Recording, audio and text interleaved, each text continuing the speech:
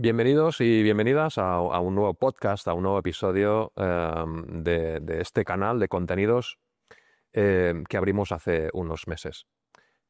Tanto si nos estás viendo en vídeo como si nos estás escuchando, tengo que decirte que para mí hoy es un lujo poder estar un buen rato con Felipe Isidro. Es un lujo porque considero que Felipe es una persona docente, investigadora y divulgadora de referencia en el sector del ejercicio físico en España, y no de ahora, desde hace mucho tiempo. Con lo cual, Felipe, muchas gracias por, sé cómo es tu agenda, estar hoy aquí con nosotros.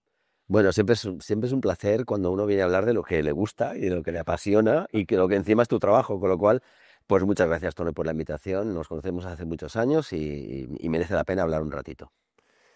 Eh, Felipe, podríamos estar hablando de un montón de cosas contigo. De hecho, fuera de cámara ahora hablábamos de otros temas que vinculados a la docencia, a la educación y al fitness serían súper interesantes. Pero el contenido de hoy me gustaría que estuviera alrededor del concepto de longevidad, alrededor del concepto de cómo el entrenamiento, el ejercicio físico y unos hábitos de vida determinados pueden beneficiar a la persona que quizá no quiera hacerse mayor o que quiera ralentizar los efectos de hacerse mayor, ¿no? Hace poco hablábamos de personas mayores y pensábamos en la persona de 70 años que está haciendo aquagym y ahora ya será también por la edad, eh, hablamos de más 50. L- Vamos a hablar de esto hoy, ¿no?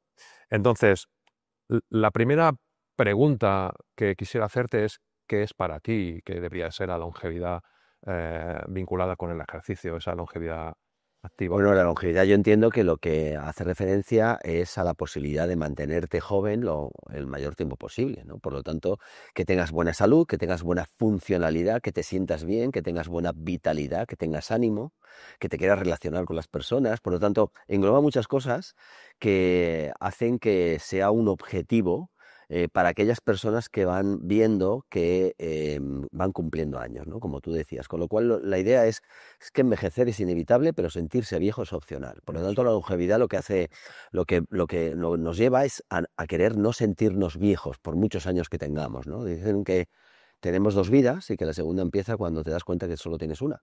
Y eso generalmente comienza pues a esos 40, 45, 50, cuando uno se da cuenta que le queda menos tiempo posiblemente del que ya ha vivido, ¿no? Entonces, le das más importancia a esa salud, le das más importancia a ese sentirte bien y por tanto ahí se crea ese servicio, ese comercio, esa burbuja de poder ofrecer a las personas el no solamente alargar la vida, sino ensanchar la vida, ¿no? Y en este ensanchar la vida, en esta cantidad de años que vamos a estar en esta segunda vida, em, ¿qué parte crees tú que hay de genética y qué parte depende de nosotros de hacer cosas, ¿no? Ya has enumerado unas cuantas, ¿no? Como para que tenga un buen resultado. Hombre, hay muchas partes, hay evidentemente una parte genética.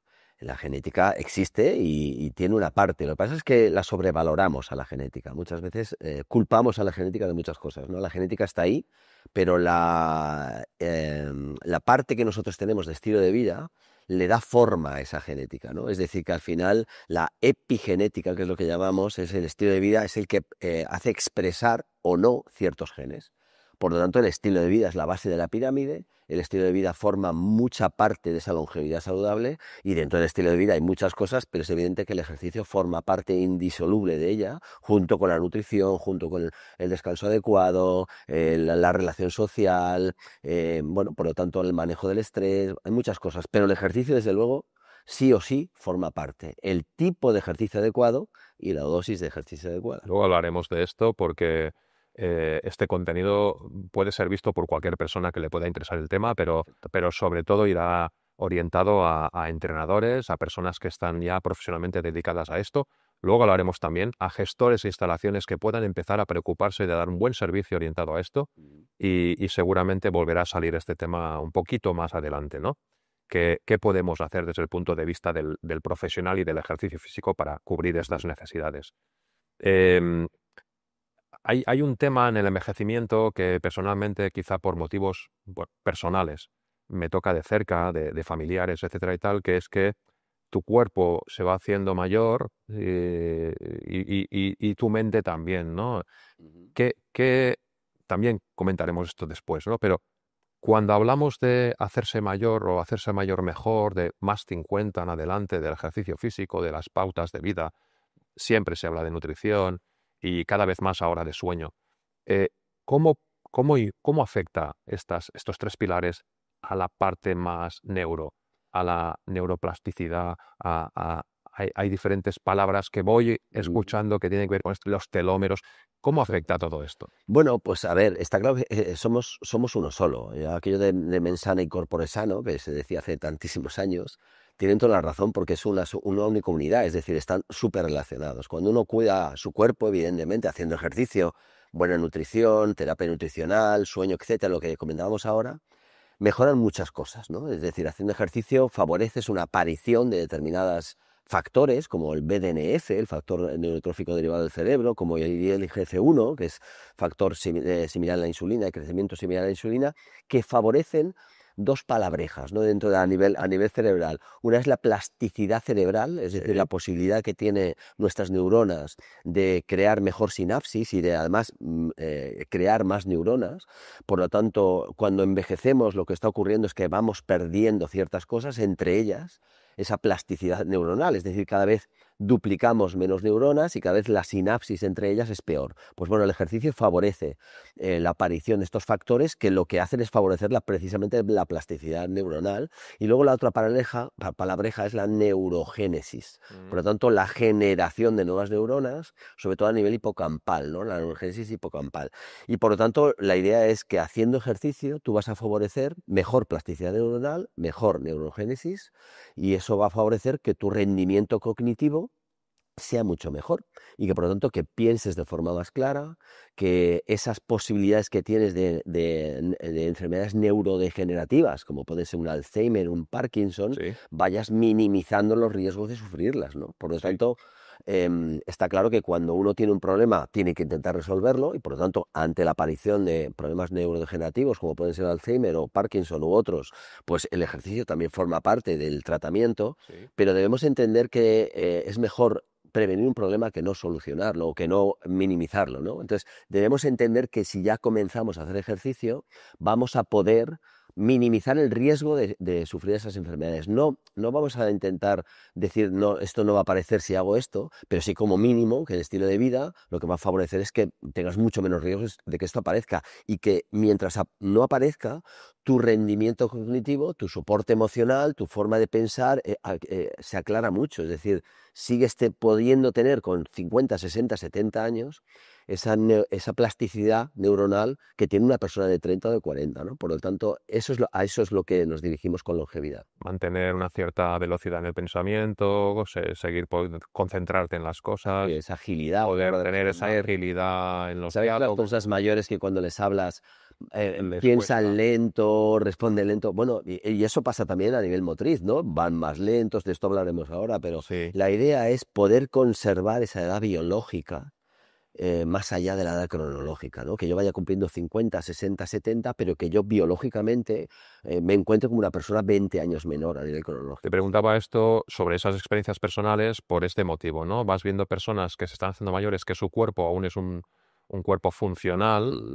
pero que empieza a ya no ir tan bien, que tienen problemas de relación, emocionales o a la hora de rendir en el trabajo, por ejemplo, o en otros aspectos, porque esta otra parte está empezando a fallar, ¿no? Claro, lo que Y pasa es que existe una correlación clara entre que si yo tengo un cuerpo funcional, mi mente también lo sea. eso es. Es realmente cuando vemos un cuerpo que empieza a ser disfuncional, por lo tanto que empieza a acumular tejido adiposo, que no se mueve, que es una persona sedentaria, Mm. y empieza a acumular estrés, empieza a acumular muchos factores que estropean también esa plasticidad que hablábamos, esa neurogénesis. Por lo tanto, generalmente lo que vemos es que cuerpo que degenera, mente que degenera. Cuerpo que se mantiene bien en base a un buen estilo de vida, pues mente que se Sí, mantiene bien, cuida la ¿no? mente también, tío. Y de hecho debe ser un círculo vicioso o virtuoso según tu comportamiento, ¿verdad? Así es decir, cuando uno se siente bien, lo que hace es engancharse a eso, ¿no? Es decir, al final las personas que son sedentarias tenemos un problema, que no saben. lo que está ocurriendo. Es decir, yo siempre digo que es necesario hacer más de lo necesario.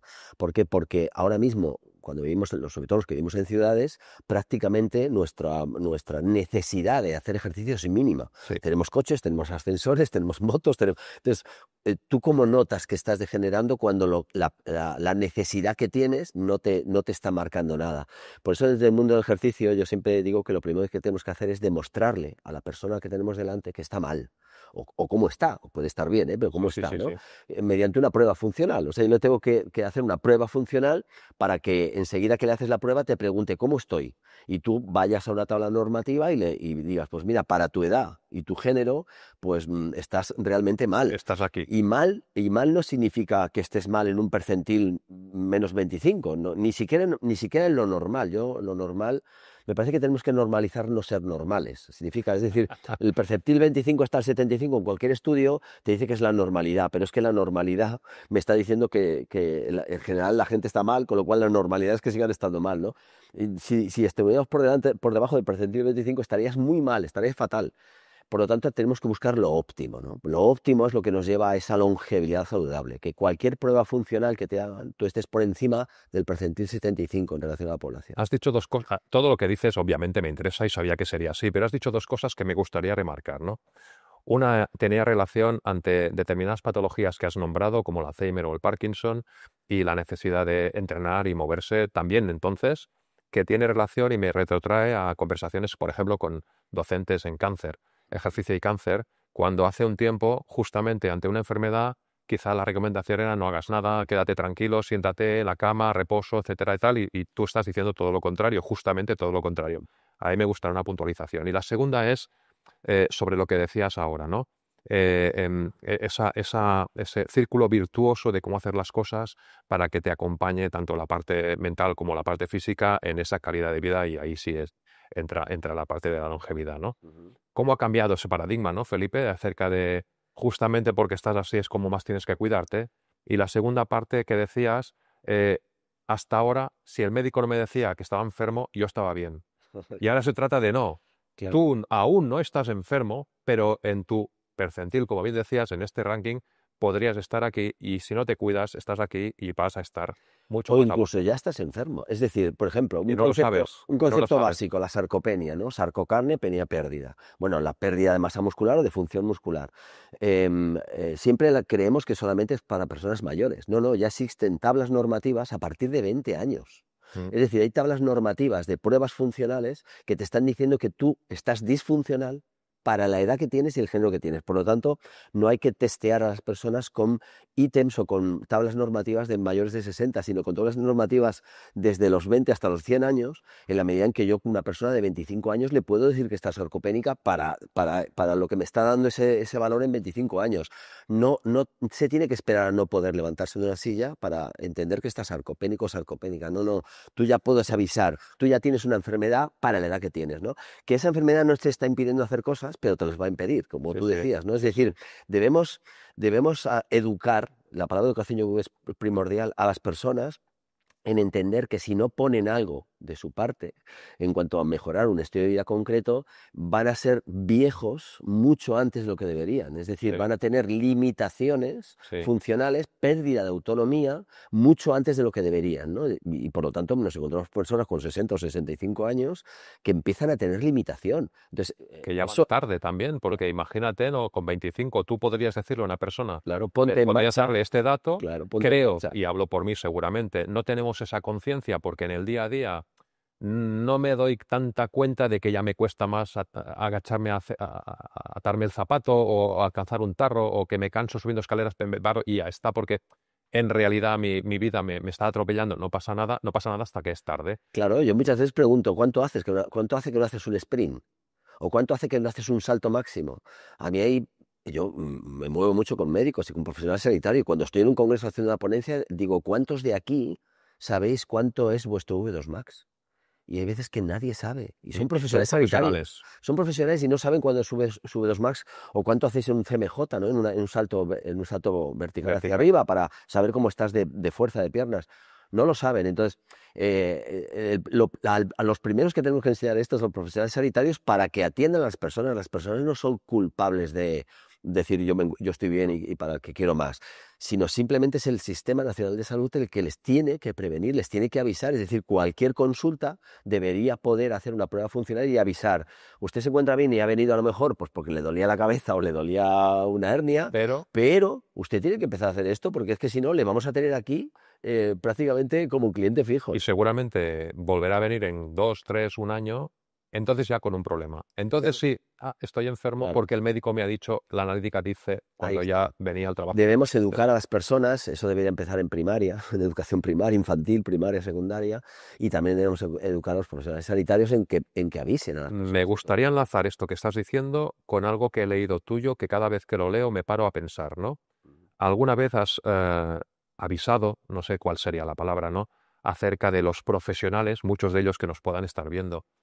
Por un lado, propietarios de instalaciones deportivas o personas que van a abrir un centro deportivo, un centro de entrenamiento, ya no sé cómo llamarle, y profesionales que están entrenando a otras personas, ¿no? Y tú bien dices que quizá no estamos aún preparados para poder entender y atender a todas estas personas. ¿Cómo ves esta situación tú? Yo creo que es que, a ver, debemos entender una cosa, los profesionales nos tenemos que formar prácticamente cada día. Te voy a pedir un consejo para el que quiera escucharlo. Formación sería el primero. Claro, formación es el primero. Yo sigo estudiando.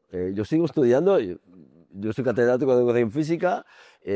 Voy a cumplir 60 años en breve y yo sigo estudiando cada día porque yo siento que necesito todavía seguir formándome y sobre todo seguir formándote en relación a lo que está saliendo. Es decir, la ciencia no para. Es como una bola que sigue. Entonces, lo que se demostró hace 20 años, ahora se puede estar demostrando otras cosas, ¿no? De hecho, cada vez hay con la inteligencia artificial, con las herramientas tecnológicas, la ciencia está acelerando mucho últimamente. Sí. Entonces hay que estar al tanto de lo que nos están diciendo porque habrá cosas que no nos cambien nuestro criterio de entrenamiento, ¿no? De las variables de la dosis, pero sí que hay cosas que de repente te surge una conclusión de un estudio que dices, esto yo lo puedo aplicar en mi día a día y puedo cambiar cosas del entrenamiento para mejorar. Por lo tanto, los profesionales del entrenamiento tienen que entender que tienen que formarse porque primero tienen que saber de lo que tienen que saber, que es de ejercicio, por lo tanto tienen que saber de tipos de ejercicio y dosis de ejercicio, más allá de las patologías. O sea, está claro que uno tiene que controlar patologías, pero creo que es un error entender las patologías de formato vertical,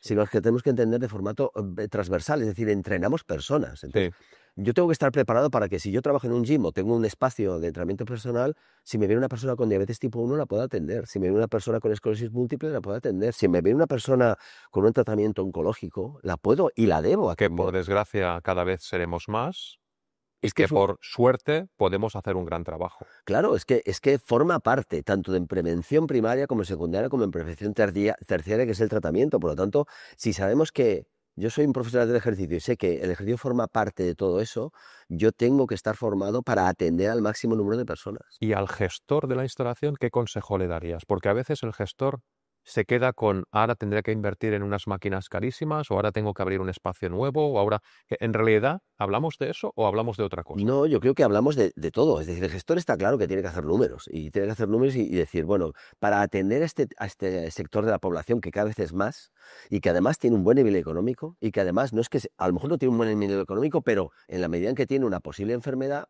Tiene una gran necesidad. claro, tiene necesidad e invierte ese dinero porque para eso uno ahorra, ¿no? Siempre se ha dicho, me acuerdo mi abuela decía, hay que ahorrar por si un día te pasa algo, ¿no? Igual que hay que estar limpia por si un día tienes un accidente. Yo de, abuela, ¿usted cree que si yo tengo un accidente me van a estar mirando si llevo los calzoncillos más limpios o más sucios? Pero bueno, la idea es, vamos a atender a estas personas, piensa el gestor, quiero atender a estas personas, por lo tanto tengo que tener dos cosas claras.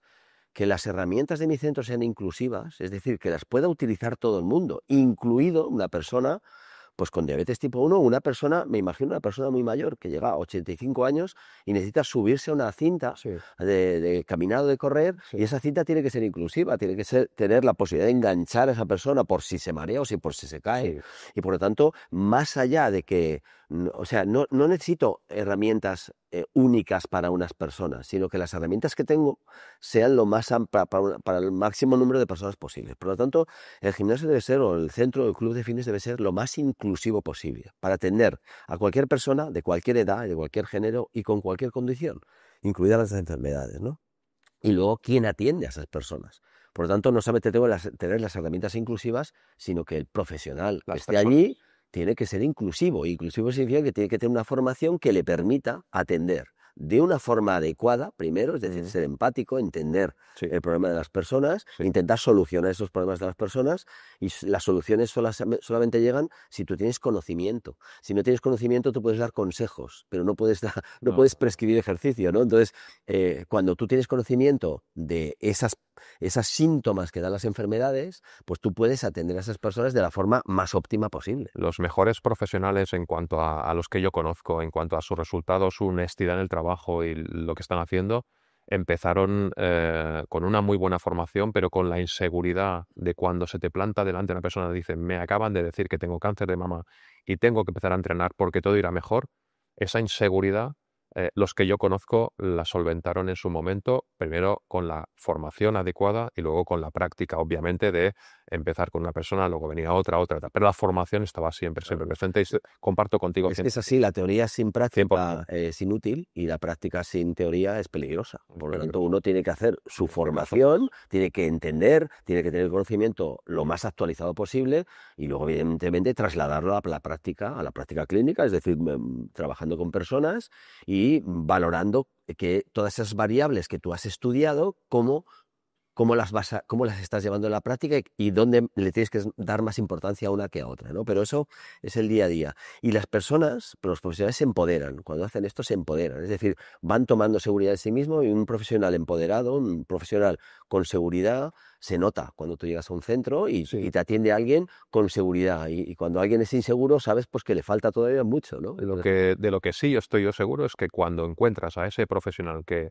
desprende esa seguridad, no te vas. De ahí no te vas. Te vas Claro, a pegar claro. a él como una lapa, sobre todo si tienes un problema y una necesidad tan Y grande. hablabas de los gestores tienen que tener en cuenta eso, es decir, esa maquinaria está claro que se tiene que tener en cuenta, pero ese profesional con valor le tienes que tener en cuenta. Si Sí. tú no le das ese valor y él sabe que tiene valor, se acabará yendo, ¿no? Se Entonces, van. eso es una decisión que tiene que tomar el gestor. Actualmente, pues desgracia, pues para el gestor, muchos acaban montando sus propios centros y eso está pasando ahora. Pero eso pasa en la sanidad. Yo estoy ¿También? todo el día tratando con médicos, ¿no? Entonces Sí. hay médicos pues que no se sienten maltratados en la privada y buscan su propia consulta y crean su propio servicio y entonces al final cuando tienes un hospital privado con buenos médicos les tienes que pagar bien a esos médicos para mantenerlos. Si no se te van, es que es de lógica. Por lo tanto, cualquier profesional que trabaje para la salud debemos entender que le ha llevado un tiempo formarse, le ha llevado Sí. un dinero Y formarse aporta un gran valor. y por lo tanto eso lo tienes que pagar tú en su servicio, Y ¿no? aporta un Y gran eso valor. es así. Y el que no lo haga, pues bueno, está perdiendo este target. Ya. Bueno, una gran oportunidad que hay que saber trabajar. Ujú. Felipe, hablabas antes quizá a veces, hace mucho tiempo ya, a veces se ha ido hablando de envejecimiento y se ha entendido ya que comporta la pérdida de fuerza y la pérdida de la sarcopenia, ¿no? Y la diapenia. Y está claro que ese efecto está ahí y me sorprendía cuando decías una persona con 25 ya puede haber entrado en esa fase, ¿no? ¿Qué, qué consejo le darías? O te lo digo al revés, un mito, ¿no? ¿Una persona de 60 puede empezar a entrenar y puede mejorar o ya es tarde? No, hombre, uno tiene toda la vida para hacer cosas. Yo he entrenado a gente en un proceso oncológico y se ha muerto al día siguiente de entrenarla. Por lo tanto, las personas tienen que estar bien hasta el último día. Nos vamos a morir todos. Lamentablemente nos vamos a morir. Y uno cuando piensa en cómo se quiere morir, generalmente las personas sanas pensamos en cómo nos queremos morir. Y las personas enfermas piensan en cómo quieren vivir. ¿Vale? Desde, si uno está sano, piensa cómo quiere morirse. Y en general, los que estamos bien, o creemos que estamos bien, queremos morirnos un día entrando a la cama y ya está, pero estando con calidad de vida funcionales hasta el último día. Por Hasta lo el último tanto, día. no hay momento para empezar, aunque tengas 90 años. Por lo tanto, cuando uno decide empezar, empieza. Otra cuestión será con qué tipo de ejercicio y en qué dosis adecuada a tu contexto, pero eso ocurre en cualquier edad. En O sea, cualquier yo edad. puedo entrenar niños pequeños, puedo entrenar adolescentes o personas adultas o adultos mayores y siempre tengo que tener en cuenta la persona y su contexto, ¿no? Entonces, una persona de 90 años tendrá un contexto, una persona de 50 tendrá otro y una persona de 20 tendrá otro. Y por lo tanto no hay edad para empezar ni edad para progresar. Nunca es tarde. Nunca, jamás. Y en referencia a esta pérdida de cualidades vinculada a la fuerza, te quisiera pedir también, lo has comentado antes un poco, ¿no? Pero ¿qué relación tiene el estrés oxidativo, los telómeros, etcétera, con el ejercicio en este momento, en este punto? Mira, el proceso de envejecimiento lleva muchas cosas implícitas. Entre ellas, una de las más claras o las que se investiga más es sobre los telómeros. Los telómeros al final son la parte final de los cromosomas. El que nos escuche, si ha visto un cromosoma, verá hay una cosita así como una X, y esas esquinas de esas X, como el final de los cordones de los zapatos, ¿no? El plastiquito es el final de los cordones de los zapatos, esos son los telómeros. Los telómeros como su función principal es que los cromosomas se van repitiendo. O sea, el cromosoma lo que vamos haciendo es como fotocopia de fotocopia, ¿no? Es decir, tenemos unos originales y luego se van replicando. Bueno, pues cada vez que se replican, los telómeros se acortan un poco, ¿no? Es decir, es una fotocopia de una fotocopia, se acortan un poco. Cuando tú no te cuidas o tienes un estilo de vida pues no favorable, envejeces más rápido. Significa que los telómeros se acortan mucho más rápido, hasta el punto de que ya no se puede acortar más y ese cromosoma pues tiene apoptosis, es decir, desaparece. No. Desaparece, incluso queda como basura, ¿no? dentro del organismo. Por lo tanto, ¿qué favorece un buen estilo de vida, como puede ser hacer ejercicio adecuado en tipo y dosis? Pues favorece la aparición de una enzima que es la telomerasa. La telomerasa es una enzima que protege a los telómeros y hace que se acorten mucho más lentamente. Por lo tanto, aquellos que hacen ejercicio adecuado van a conseguir que esos telómeros, cada vez que se duplica el cromosoma, se acorten menos. Se van acortando, evidentemente, pero se acortan menos, con lo cual el envejecimiento es más lento, y esto es lo que persigue también la longevidad. Hablando con una cosa concreta de los 14 ítems que hay de envejecimiento, que uno de ellos es en los telómeros. Luego hay muchos más, ¿no? El estrés oxidativo lo que también hace es que es necesario porque se crea el estrés oxidativo, esa especie de oxígeno, de especies de reactivos de oxígeno en la mitocondria. Por lo tanto, cada vez que nosotros vivimos estamos oxidándonos. Sí. El oxígeno nos da la vida, pero también nos oxida. Pero un exceso de estrés oxidativo favorece inflamación y favorece que esos telómeros también se acorten más rápido. Por lo tanto, creo que es un conjunto de cosas que es bueno estudiarlas. De alguna forma, los que somos un poco frikis, las estudiamos separadas, pero ocurren a la vez, todo está ocurriendo a la vez, ¿no? Entonces al final dices, bueno, ¿yo puedo saber lo que está ocurriendo con cada cosa? Sí, evidentemente. El ejercicio, ya te digo yo, que es mejor hacerlo que no hacerlo, porque cualquier ejercicio que hagas va a favorecer todas estas cosas para envejecer menos, ¿sí? Por lo tanto, no fragilicemos a las personas, no busquemos problemas a cada solución. Es decir, hay mucha gente que dice, bueno, es que hacer ejercicio me puedo lesionar. Bueno, será mejor hacerlo que no hacerlo. Es que la sentadilla es mejor hacerla de esta forma. Es que si trabajas el peso muerto de esta forma te vas a lesionar. Mira, partamos de la base. La base es mejor hacer ejercicio que no hacerlo. Ahora, dentro de hacerlo, vamos a buscar lo óptimo y vamos a hacerlo bien. Pero que está claro que hacer ejercicio es mejor que no hacerlo, sobre todo para el proceso de envejecimiento, para todos esos procesos de envejecimiento que tenemos internos, ¿no? Lo peor será ser sedentarios. Eso es la idea. Desde luego. Mira, no venía al caso, pero te estaba escuchando y me ha surgido no una pregunta, sino un comentario. Hace poco habéis, junto a un buen grupo de compañeros, para mí todos admirables, publicado un libro acerca de una revisión del entrenamiento de la fuerza. Y en alguna de las presentaciones me ha parecido escuchar que puede haber también otro efecto, que es llevar al máximo ese estrés y esa oxidación en los deportes que actualmente, y para mí son deportes, que no es ya ejercicio físico, es deporte, que actualmente están llevando a algunas personas a un nivel altísimo de ese estrés oxidativo y de ser, para mí, a un cierto límite, ¿no? Claro. Que estas personas, en esa parte de envejecimiento y cuidar su cuerpo, para el contrario, veces, no entreno porque me lesiono, no, el que entrena, que se pasa, esas personas, ¿cómo las ves? Mira, la vida no tiene ni premios ni castigos, la vida tiene consecuencias y al final tenemos que tener un sentido común. Igual de malo es no hacerlo como hacer mucho, ¿no? La diferencia entre un fármaco y un veneno es la dosis. Por lo tanto, claro, si yo me paso de dosis, pues claro que puedo tener efectos deletéreos, ¿no? Y es lo que ocurre. Generalmente el deporte, yo nunca he considerado el deporte, la palabra deporte como salud. Es decir, el deporte al final conlleva un rendimiento y conlleva un mayor riesgo de pasarte de ciertas cosas, ¿no? Entre ellas los umbrales de tolerancia de tejidos, la cantidad de estrés oxidativo que puedas tener. Sobre todo se da en personas que hacen un entrenamiento muy intenso, muy largo. Es decir, al final hay muchas variables del entrenamiento, pero hay dos muy importantes, que son la intensidad y el volumen, ¿no? Sí. Es decir, cuando tú intentas hacer algo muy intenso y encima le quieres meter mucho volumen, aparece algo que es primordial y que tenemos que tener muy claro los profesionales del ejercicio, que es la fatiga. Entonces, la gestión de la fatiga es el kit de muchos entrenos, ¿no? Cuando alguien quiere fatigarse, nos convierte en fatigadores, ¿no? Es decir, los entrenadores, en vez de ser entrenadores, somos fatigadores. Entonces, para fatigar, yo no he estudiado para fatigar a nadie. Yo siempre en la universidad, cuando empiezo, siempre le digo a los alumnos que el más tonto de la clase fatiga a otro. Es decir, que no han venido ahí para fatigar a otro, porque tú puedes fatigar a alguien que le digas, me empieza a hacer burpees y ya está, y cuando lleve 1 minuto, 2 minutos ya está fatigado. El que alguien se encuentre fatigado no significa nada, es más, le aleja generalmente de la dosis correcta. Por lo tanto, hay determinados deportes que tienden a buscar esa fatiga, tienden a buscar a ver quién se fatiga menos dentro del... Por ejemplo, pues una maratón, una triatlón, no sé, incluso algo que no es deporte como el CrossFit, el Irox. Lo que buscan es, te voy a fatigar y voy a ver quién llega al primero, quién aguanta mejor esa fatiga o esa resistencia a la fuerza, llámalo como quieras, ¿no? Sí. Esto aleja de la salud. Esto se aleja de la salud. Es decir, la idea sería... No quería hacer una pregunta para provocar. No, simplemente quería justamente... Es que es cierto, porque además las personas que son sedentarias ven precisamente una barrera que es aquella, que es que yo sé que hay mucha gente pues, que está peor que yo estando sedentario. Es que los dos estáis mal, los que se pasan 3 pueblos y los que se pasan de no hacer nada, ¿no? Por lo tanto, de la vida al final tenemos que tener sentido común y buscar umbrales.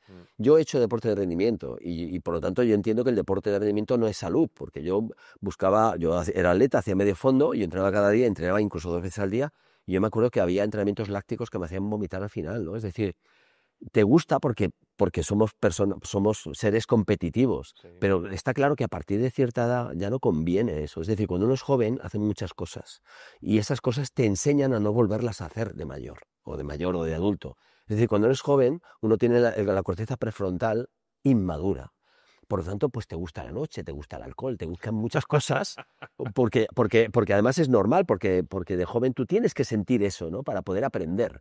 Bueno, pues cuando uno ya, la corteza prefrontal se le madura, te conviertes, no a todos, pero te conviertes en una persona reflexiva y por lo tanto entiendes lo que va bien para tu cuerpo y lo que no. Yo ahora mismo si salgo por la noche, yo no bebo alcohol.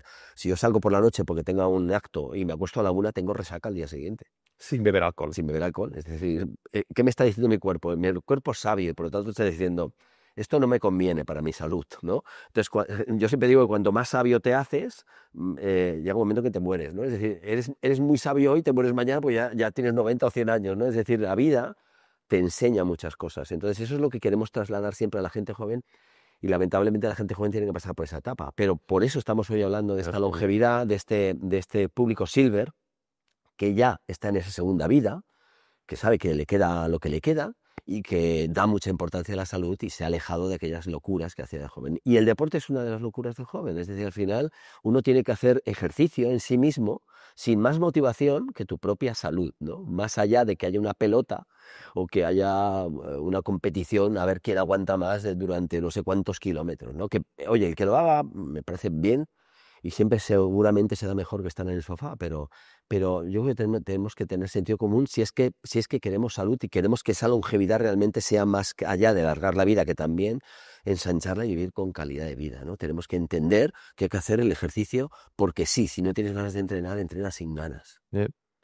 Un día voy a hacer una recopilación, no sé si saldrá un libro, de frases Felipe Isidro, porque solo con la reflexión que cada una de tus frases puede provocar, yo creo que ya aprendemos. Seguramente, no sé. Yo al menos hablo por mí, ¿eh? Yo a veces son geniales. Bueno, son reflexiones, algunas las he oído en algún sitio y otras pues me salen y pretendo, es que al final lo que hacemos los docentes y los divulgadores o investigadores, llamarlo como quieras, porque todo investigador divulga al final, es hacer reflexionar, porque al final yo sé lo que tengo que hacer. Lo consigues. Claro, yo en mi vida yo sé lo que hago y sé lo que hago bien y lo que hago mal, no todo lo hago bien, también hago cosas mal, ¿no? Pero y yo intento trasladar a las personas, sobre todo a los profesionales, que son los que luego trasladan a otras personas, mediante, llámale frases, llámale ejemplos sencillos, no simples, algo simple es algo vacío, ¿no?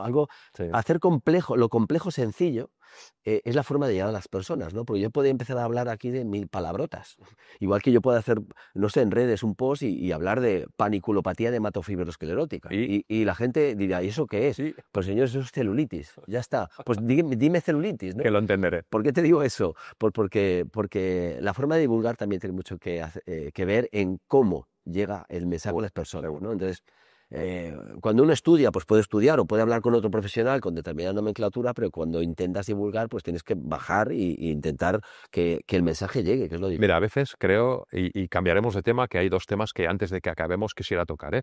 Pero la virtud que tienes como docente y como divulgador justamente es hacer fácil lo complicadísimo.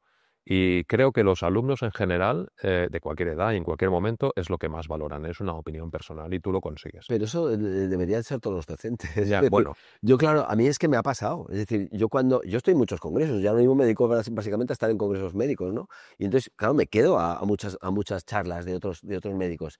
Y hay algunas que digo, es que no he entendido nada. O sea, ya, y no he entendido nada. Igual que yo no he entendido nada, pues seguramente habrá muchos aquí que no hayan entendido nada. Entonces, yo me he quedado con que este señor sabe mucho, pero no sé lo que ha dicho. pero nada Entonces, más. no se trata de que tú sepas o que te acuerdes de aquel señor, te tienes que acordar de lo que ha dicho aquel Clarísimo. señor. Por lo tanto, cuando uno lanza mensajes, es el mensaje lo importante, no eres tú, sino es el mensaje, ¿no? Y es un poco lo que intento. Mira, esos dos temas que quiero que antes de que acabemos podamos tocar, que tienen relación con la calidad de vida, para mí, tienen relación con la calidad de vida de esa persona más 50 y obviamente puede ir a más. Uno de ellos es la movilidad, mi capacidad de moverme, de hacer Mm. cosas en el espacio, ¿no?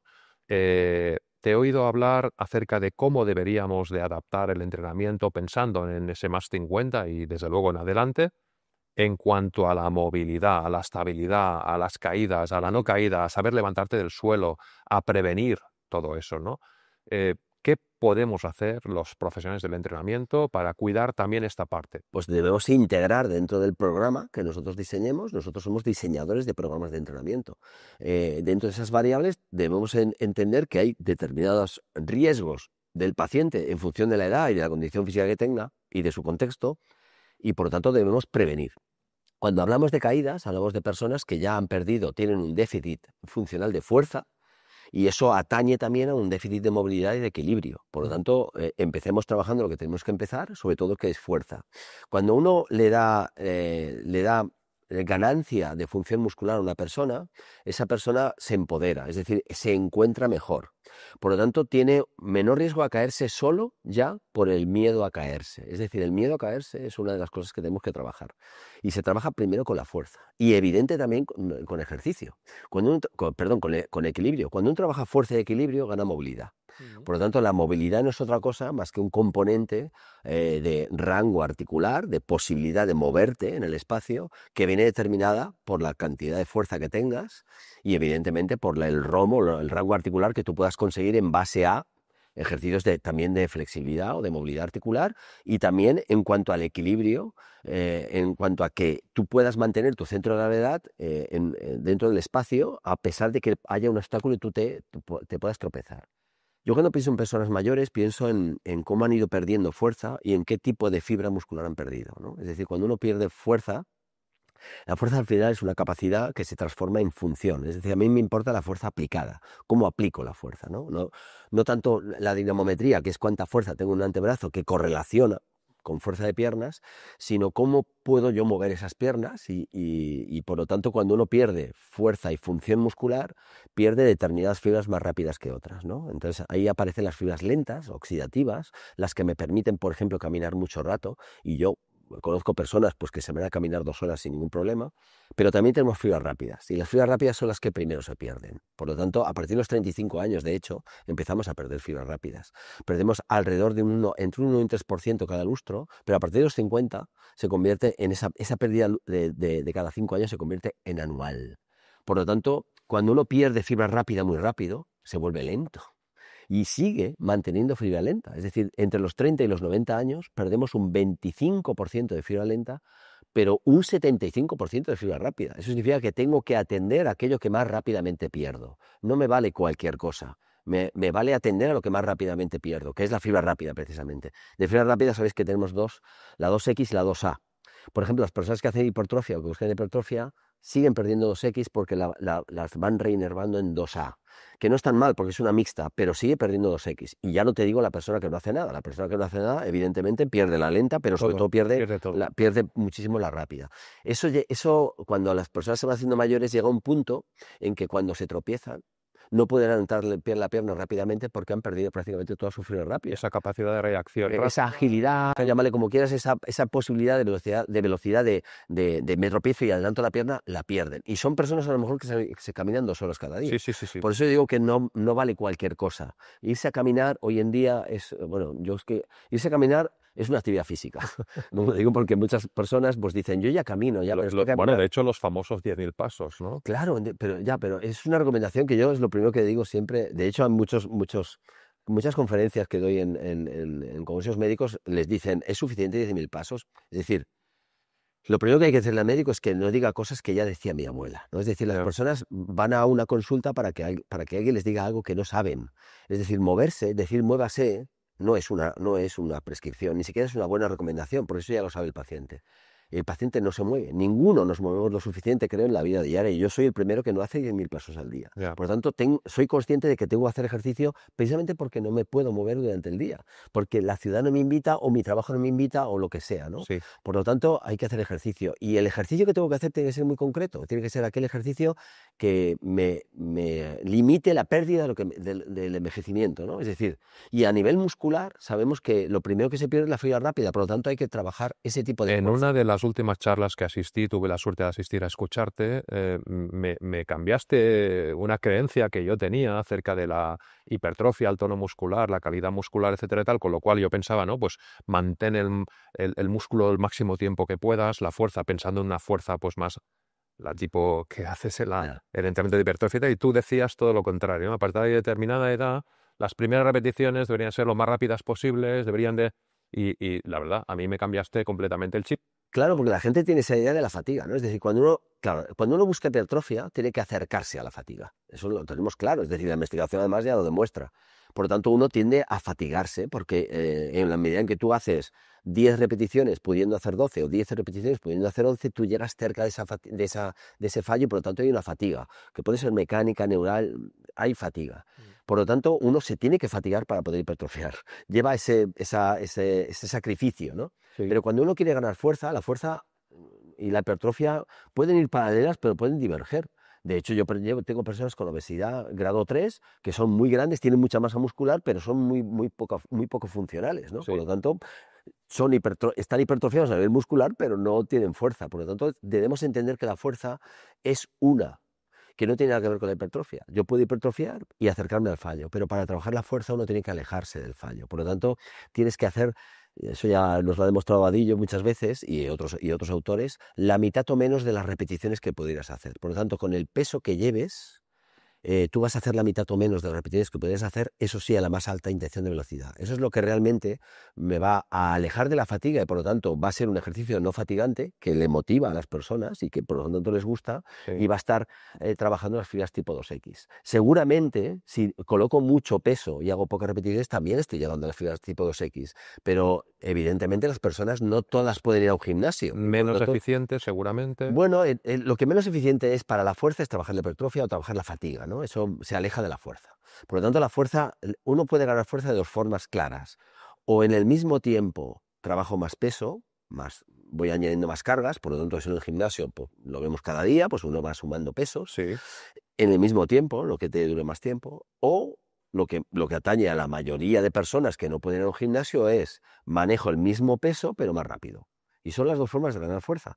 Por lo tanto, si uno tiene que manejar su peso corporal, que es lo que manejamos en nuestro día a día, vamos a manejarlo más rápido. Y es lo que nos va a permitir igualmente ganar fuerza. Por lo tanto, si lo entiendo bien, si hablamos de funcionalidad, recomendarías la segunda opción. Yo recomendaría la segunda porque llega a más gente. No es porque sea es la ideal, igual que la otra, pero llegas a más gente porque eliminas barreras. ¿Qué barreras eliminas? La necesidad de tener máquinas, pesos, que la técnica sea muy buena porque, claro, le estás poniendo pesos. Entonces, claro, si puedes hacer eso, genial, pero si no, en tu casa, porque a mí es lo que me preguntan muchos médicos, ¿qué le digo a mi paciente para que pueda hacer en su casa? En su casa. No lo puedo enviar a un entrenador personal, no lo puedo enviar a un gym. Si lo tiene, perfecto, porque ya tiene un profesional que le va a asesorar. Pero ¿qué pueden hacer en su casa? Entonces, en su casa lo que pueden manejar es su peso corporal a la más alta intención de velocidad, alejándose de la fatiga. Por lo tanto, si yo puedo levantarme de la silla 15 veces, voy a hacer series de 4 veces, pero lo más rápidamente posible, sobre todo en la parte concéntrica. Y le voy a dejar suficiente tiempo. Por lo tanto, la idea es cambio de paradigma, no nos acerquemos a la fatiga, más no es mejor es mejor. Si yo trabajo con calidad el entreno, con calidad, voy a ganar fuerza. Por lo tanto, mucha gente debe entender que más intensidad no es más fatiga. Mucha gente dice, he hecho un entreno hoy que me he reventado, es decir, estoy fatigadísimo. Un entreno de alta intensidad, te estás equivocando. La alta intensidad significa baja fatiga. En cualquier caso, para tener alta fatiga tienes que hacer baja intensidad. Si yo quiero correr una maratón, Sí. tengo que aplicar menos fuerza en cada zancada para poder aguantar. Por lo tanto, ya no aplico toda la fuerza posible, sino estoy aplicando una fuerza para poder aguantar ese rato. Entonces, por favor, alejémonos de la pesita rosa y de las 30 repeticiones y vayamos a hacer un poquito entrenamientos de calidad, que van a durar menos, van a fatigar menos y son mucho más eficaces y mucho más eficientes, ¿no? Ese es un poco el cambio de paradigma del entrenamiento de fuerza. Evidentemente para la gente mayor... Sobre todo, exacto, Sí, digo, sobre todo para más 50. evidentemente, porque cuando uno es joven, como decíamos antes, pues hace lo que le apetece, ¿no? Entonces lo que le apetece realmente pues es ganar hipertrofia, sobre todo los hombres o las mujeres, pues ganar hipertrofia, perder grasa de aquí, me parece bien. Cualquier motivación es buena para hacer ejercicio. Por lo tanto, yo siempre digo que motivar no es animar, motivar es dar motivos. Y cada uno tiene los suyos, no te tengo que decir qué motivo tienes, ¿no? Hay compañeros que siempre dicen, no, entrena para la vida, no entrenes por estética, no, perdona. Me vas a decir tú a mí por lo que tengo que entrenar. Yo entreno por lo que me da la gana. Entonces, si quiero por estética, entreno por estética. ¿Por qué? Porque está claro, si todos sabemos que no hay que buscar un cuerpo perfecto y hay que buscar un cuerpo sano, pero es que un cuerpo sano ya es un cuerpo perfecto. Por lo tanto, una cosa me va a llevar a la otra. Si llegas por estética, vas a encontrarte mejor a nivel salud. Si llegas por salud, vas a tener mejor estética. No mezclemos chorros con merinos. Al final, el que viene motivado, ¿no? Entonces, que de joven te guste la hipertrofia, te guste la fatiga. Oye, yo siempre digo que en el sexo hay gente que le gusta que le peguen y otra gente que no. Pues bueno, el que le gusta fatigarse, oye, que lo haga, pero solo faltaría. Pero si tú a mí me pides consejo y dices, oye, quiero empezar a entrenar, tengo una edad, Eso es. o tengo 50 o tengo 55, dime cuál es la dosis eficaz en mi edad para mantenerme bien y tener una longevidad saludable, yo te diría, aléjate de la fatiga, gestiona bien la fatiga, evidentemente puede haber algo de fatiga, pero muy poca, o gestiónala bien, aléjate de la fatiga haciendo pocas repeticiones lo más rápidamente posible, dejando buenos descansos y seleccionando los ejercicios adecuados con el patrón motor básico, ¿no? A mí me cambiaste la manera de ver mi entrenamiento y el de mi alrededor, sin duda. Quisiera, por último, para acabar, una condición que creo que también forma parte de esa salud, que sería todo lo que tiene relación con esa capacidad cardiovascular que también con el tiempo se va perdiendo y respiratoria. Y esto lo vinculo también con que leo y escucho a menudo hablar de HIIT dentro del entrenamiento indicado para más 50. Hemos hablado de la fuerza, de la estabilidad, movilidad, de toda la parte más neuro, etcétera y tal. ¿Qué consejos puedes dar al profesional, al entrenador, de cómo tratar la capacidad cardiovascular respiratoria, HIIT sí, HIIT no, Mira, cómo, cuánto, está cuándo? claro que estamos hablando mucho de la fuerza y a veces nos quedamos solo con una cosa y olvidamos la otra. Igual que Ahí, hace años se hacía al revés, ¿no? Solamente se daba de cardio y la fuerza era una cosa para 4 culturistas. eso Entonces, es. está claro que lo que tenemos que hacer es priorizar. Y priorizar la fuerza, vivimos en un planeta de gravedad. Por lo tanto, debemos vencer la gravedad. Hay que priorizar la fuerza. Pero está claro que a medio plazo hay que incorporar el ejercicio cardiovascular por las mejoras de V2 Max que eso tiene, ¿no? Es decir, este ítem de V2 Max lo tenemos que saber todos. Yo sé qué V2 Max tengo y sé qué CMJ tengo. Todo el mundo debería saber qué es lo que hemos dicho al principio. ¿Cómo mejoro este V2 Max? Mira, con fuerza ya se mejora, ¿eh? Por lo tanto, podemos mejorar los más con fuerza, pero debemos incorporar el ejercicio de cardio para tener la dosis adecuada, ¿no? La dosis óptima de ejercicio. Este cardiovascular tiene diferentes posibilidades, métodos de entrenamiento. Uno sería el entrenamiento continuo uniforme, e incluso un continuo variable, es decir, hacer zonas de entrenamiento bajas de intensidad, vamos a llamarle zona 1, zona 2, que el paciente pueda hablar. Es decir, cuando tú puedes hablar, Mm. estás por debajo del primer umbral ventilatorio, por lo tanto tú puedes hablar conversaciones largas y puedes ir haciendo andando o corriendo en función de la condición que tengas. Es decir, una persona con cáncer que viene con un síntoma como fatiga asociada al cáncer, seguramente caminar como ejercicio, con una dosis concreta, le puede funcionar bien, porque de repente empieza a correr y ya le salta ese primer umbral ventilatorio y está en otra zona. Y a lo mejor y puede ser que no me interese en este momento, ¿no? Por lo tanto, la base de la pirámide en cardiorrespiratorio son las zonas bajas, largas, porque es lo que realmente crea más biogénesis mitocondrial, que está sobre todo en las fibras tipo 1, y me mejora ese V2 Max, ¿no? De una forma más sencilla, sin riesgos. ¿Qué ocurre? Aparece el HIIT. ¿Qué es el HIIT? El HIIT es una progresión que, como siempre, viene del rendimiento deportivo, en el cual te dice, puedes conseguir lo mismo en menos tiempo, subiendo la intensidad. Genial para quien tenga poco tiempo, ¿no? Para aquellas personas pues, que no tienen tiempo, pues el HIIT puede considerarse una opción válida. Para aquellas personas que tienen suficiente tiempo, el continuo uniforme puede ser perfectamente adecuado, ¿no? El HIIT consigue lo mismo que la zona 1, zona 2, pero en menos tiempo, por lo tanto puede ser adecuado. En personas, yo tengo que ir el mes que viene a un encuentro anual. Yo pertenezco a la Sociedad Española de Cardiología y vamos a un encuentro anual de unidades de rehabilitación cardíaca. Entonces, yo siempre organizo la mesa de ejercicio dentro de estas unidades encuentro de unidades de rehabilitación cardíaca, ¿no? Y no soy médico, pero bueno, me organizo. Bueno, pues hemos montado precisamente una discusión entre otro compañero y yo. Él va a defender la zona 1, zona 2 y va a defender el HIIT en personas con cardiopatías, ¿no? Por lo tanto, ¿es posible hacerlo? Sí, es posible. Lo que pasa es que tienes que dominar muy bien las variables porque tienes que disminuir el riesgo. El beneficio va a ser el mismo, pero si esa persona realmente tiene poco tiempo o quiere hacer un HIIT porque está en la sala de rehabilitación poco tiempo, pues es posible, pero hay que dominar muy bien las variables. Por lo tanto, cuanto menos conocimiento tengas, recomendación, hazlo más sencillo, que además tiene muy buen objetivo, o sea, tiene muy buenos resultados para el V2+, que es trabajar en zona 1 y zona 2. Si tú tienes menos tiempo y quieres trabajar en intensidad, ponte en manos, como mínimo, de un profesional que te asesore por el riesgo que conlleva, pero cuidado, no fragilicemos a las personas. El auténtico riesgo es no hacerlo. El auténtico riesgo es no hacer nada, ¿eh? O sea, que eso quede claro. Estar en el sofá tiene un riesgo de mortalidad y morbilidad mucho más alto que si haces un HIIT. Por lo tanto, ponte a hacer HIIT, pero para que sea óptimo, pues que controla bien esas variables, ¿no? Entonces, esas variables se pueden controlar perfectamente y hacer un HIIT adecuado, incluso en personas con cardiopatías. Felipe, solo me queda darte las gracias. Creo que podríamos estar horas hablando y no acabaríamos nunca. Me gustaría si pudieras indicar a todas las personas que hayan escuchado o visto este contenido, dónde te pueden encontrar, si quieren saber más de ti, si quieren seguirte. Nosotros dejaremos los enlaces de tus redes sociales, desde luego.